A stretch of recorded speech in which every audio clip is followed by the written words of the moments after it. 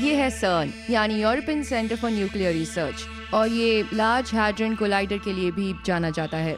ये अब तक का सबसे बड़ा और सबसे ताकतवर पार्टिकल एक्सेलरेटर है। ये जमीन से 100 मीटर नीचे है। इसका बाहरी दायरा 27 किलोमीटर का है। ये चारों तरफ पार्टिकल को एक्सेलरेट करता है। ये बिग बैंग और हमारे यूनिवर्स की शुरुआत के बाद के पलों को समझने की कोशिश कर रहा है।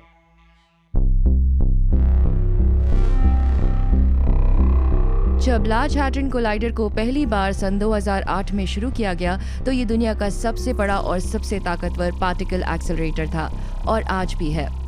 इसे LHC भी कहते हैं और इसकी लागत करीब $3 अरब है। आज यहाँ आए तकरीबन 10,000 साइंटिस्ट इसका इस्तेमाल कर रहे हैं। कोलाइडर को पहली बार चलाने के बाद सर्न के साइंटिस्ट ने एक नए पार्टिकल की खोज का ऐलान किया जो हिग्स बोसन से मिलता जुलता था। ये स्टैंडर्ड मॉडल का एक जरूरी हिस्सा था जिसे पहले पहचाना नहीं गया था। मेरे लिए ये बात सबसे कमाल की है कि मेरे जीते जी ये हो पाया है। स्टैंडर्ड मॉडल एक थ्योरी है जो मैटर के सबसे बुनियादी हिस्से को समझाती है, उन बुनियादी पार्टिकल्स और फोर्सेस को जिससे हमारा ये यूनिवर्स बनता है। अब LHC को बंद करके दोबारा चलाया गया है। ये पार्टिकल्स को पहले से बहुत ज्यादा एनर्जी पर कोलाइड करवा रहा है और इस बार रिसर्चर्स को उम्मीद है कि वो स्टैंडर्ड मॉडल से पार की कोई चीज खोज पाएंगे, नए पार्टिकल्स और नई फिजिक्स को, कुछ ऐसा जो यूनिवर्स की हमारी समझ में क्रांति ला दे।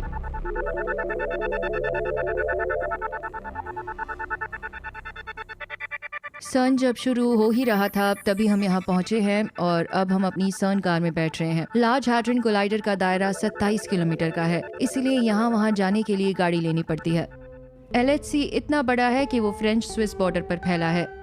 स्विस हिस्से में जो एक मुख्य पार्टिकल डिटेक्टर है उसे कहते हैं एटलस। ये 25 मीटर ऊंचा और 46 मीटर लंबा है और जमीन के नीचे गुफा में छिपा है। उस बिल्डिंग पर जो पेंटिंग है वो इस कोलाइडर की 1/3 है, तो ये वाकई बहुत विशाल है। एटलस डिटेक्टर का ये लेगो रूप है जिसे किसी ने बड़ी मेहनत से बनाया है। ये है एटलस कंट्रोल सेंटर जहां से हम डिटेक्टर पर नजर रखते हैं और उसे कंट्रोल करते हैं। इस समय डिटेक्टर हमसे करीब 100 मीटर नीचे है। LHC जब 2012 में चल रहा था उसकी बजाय इस साल अपनी डबल एनर्जी पर चल रहा है। इस तरह ज्यादा एनर्जी की वजह से ऐसे हालात तैयार हो गए हैं जहां हम पहले से कहीं ज्यादा हैवी और ज्यादा दिलचस्प पार्टिकल तैयार कर सकते हैं। डिटेक्टर एक विशाल कैमरे की तरह काम करता है। ये घटनाओं की तस्वीरें लेता है। इस तरह हम इन घटनाओं को दोबारा देख सकते हैं और पता कर सकते हैं कि टकराव में कौन से पार्टिकल्स बने। ये कितना खतरनाक है, क्योंकि आपने बताया कि पहले से ज्यादा एनर्जी है और पार्टिकल्स आपस में टकरा रहे हैं। देखिए, मीडिया ब्लैक होल के नज़रिए से देखें तो ये उतना खतरनाक नहीं है। जो टकराव अभी हो रहे हैं उनकी एनर्जी उन कॉस्मिक रेज से बहुत ही कम है जो ऊपर एटमॉस्फेयर में लगातार टकराते रहती हैं। अगर हमें एक्स्ट्रा डायमेंशन जैसा कुछ मिलता है तो बहुत ही माइक्रोस्कोपिक होगा। ऐसा नहीं है कि हमें एक पैरेलल दुनिया की मूवमेंट का पता लगेगा। ये फंडामेंटल फिजिक्स है, ना कि कोई साइंस फिक्शन। तो ऐसा नहीं होगा कि अचानक नर्क के दरवाजे खुल जाए? नहीं, ऐसा संभव नहीं है, बिल्कुल नहीं। यूनिवर्स के रहस्यों को उजागर करने के लिए कुछ एक्सपेरिमेंट और कुछ थ्योरी दोनों से काम लेना पड़ता है। पार्टिकल फिजिसिस्ट ऐसी थ्योरी सोचते हैं जिससे पता चले कि फिजिक्स के बुनियादी कण कैसे काम करते हैं और अगर सब ठीक रहा तो एक्सपेरिमेंटल डेटा से उनके सही होने के सबूत भी मिल सकते हैं। ऐसी ही एक थ्योरी है सुपर सिमेट्री। ये एक पॉपुलर आइडिया है जिस पर कुछ साइंटिस्ट कई दशकों से काम कर रहे हैं, पर अभी तक उन्हें कुछ ठोस नहीं मिल पाया है। सुपर सिमेट्री को सूजी भी कहा जाता है। ये कुछ नए पार्टिकल्स की संभावना दिखाती है उन कणों के साथ जिन्हें हम पहले से जानते हैं। ये एक कमाल की थ्योरी है जिससे हम स्टैंडर्ड मॉडल से जुड़े कुछ मुद्दों को हल कर पाएंगे और संभव है कि इससे हम यूनिवर्स के कुछ मौजूदा रहस्यों को सुलझा पाएंगे, जैसे कि डार्क मैटर। पर एक दिक्कत है, अभी तक हमें कोई सुपर सिमेट्रिक पार्टिकल नहीं मिला है। हम किंग्स कॉलेज लंदन में जॉन एलिस से मिलने आए हैं। वो एक ब्रिटिश थियोरेटिकल फिजिसिस्ट हैं जो यहाँ और सर्न दोनों जगह काम करते हैं और वो सुपर सिमेट्री की थ्योरी पर भी काम कर रहे हैं। और चूंकि अब लार्ज हैड्रन कोलाइडर को रिबूट किया जा रहा है, उन्हें उम्मीद है कि कुछ सबूत मिल पाएंगे। देखिए, सुपर सिमेट्री से आप स्पेस और टाइम के मौजूदा कॉन्सेप्ट्स को विस्तार दे सकते हैं। हम क्या हैं, हम कहां से आए हैं, हम कहां जाने वाले हैं। एक पार्टिकल फिजिसिस्ट इसी सब पर विचार करता है। वो कम से कम वैज्ञानिक तरीके से सवाल पूछता है।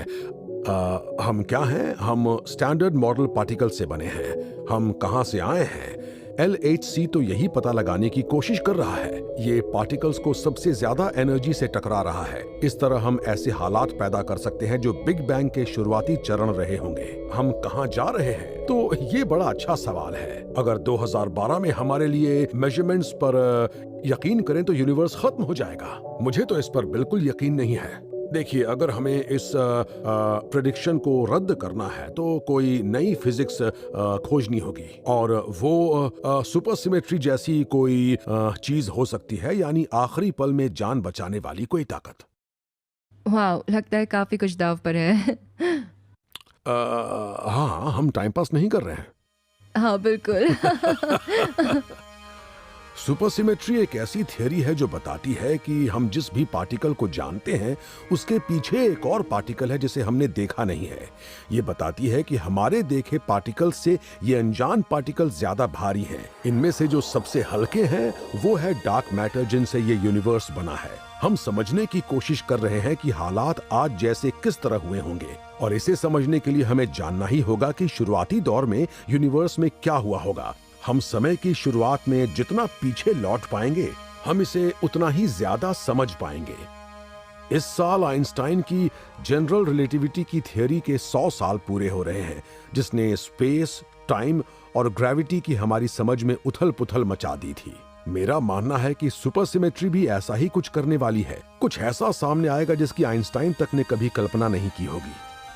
आपको कितना यकीन है कि सुपर सिमेट्री के सबूत हमें मिल ही जाएंगे? देखिए, मैं ये कहूंगा कि मुझे उम्मीद तो पूरी है, पर जरूरत से ज्यादा भरोसा रखना ठीक नहीं है। हम जानते हैं कि शुरुआत की बजाय इस बार LHC बहुत ज्यादा ऊर्जा पर कोलिजन्स करेगा। इस तरह हम ज्यादा हैवी सुपर सिमेट्रिक पार्टिकल्स को देख पाएंगे, पर हमें नहीं पता कि ये सुपर सिमेट्रिक पार्टिकल्स उस रेंज में रहेंगे भी या नहीं कि LHC उन तक पहुंच पाए। मैं इस डेटा की बड़ी बारीकी से स्टडी करने वाला हूं, पर यह पॉसिबल है कि हम कभी भी लैब में एक सुपर सिमेट्रिक पार्टिकल ना बना पाएं। हमें हमेशा उन एस्ट्रोफिजिकल या कॉस्मोलॉजिकल या इनडायरेक्ट इंडिकेशंस के भरोसे रहना पड़ेगा। हमें सबूत चाहे जब भी मिले, पर आपको यकीन है कि सुपर सिमेट्री की खोज हम कर ही लेंगे? देखिए, मुझे तो पूरा यकीन है कि सुपर सिमेट्री कहीं तो मौजूद है, क्योंकि वो एक बड़ा रोल निभा रही है। मिसाल के लिए थियरी ऑफ एवरीथिंग में ये एक विशाल यूनिफाइड थियरी बनाने में हमारी मदद भी करेगी। मुझे नहीं लगता कि ऐसा कोई और विकल्प है जो सुपर सिमेट्री के आसपास भी है। ये बहुत ही अट्रैक्टिव और बहुत ही भरोसेमंद है। अगर आप मुझसे ये पूछें कि हम सुपर सिमेट्री को नहीं खोज पाए तो मेरा बैकअप क्या होगा, तो इसके जवाब में मैं सिर खुजाते हुए कहूंगा कि मुझे नहीं पता। मैंने बीते 30 सालों में जो रिसर्च पेपर्स लिखे हैं उन्हें मुझे कचरे के डिब्बे में डाल देना होगा, पर मैं फिर से कोशिश जरूर करूंगा। हाँ, खैर सच ये है कि मुझे बहुत उम्मीदें हैं। LHC शुरू होने वाली है, बहुत ज्यादा एनर्जी और बहुत ज्यादा टकराव के साथ। जब मुसीबत आएगी तभी हम उसके बारे में सोचेंगे तो ज्यादा अच्छा रहेगा।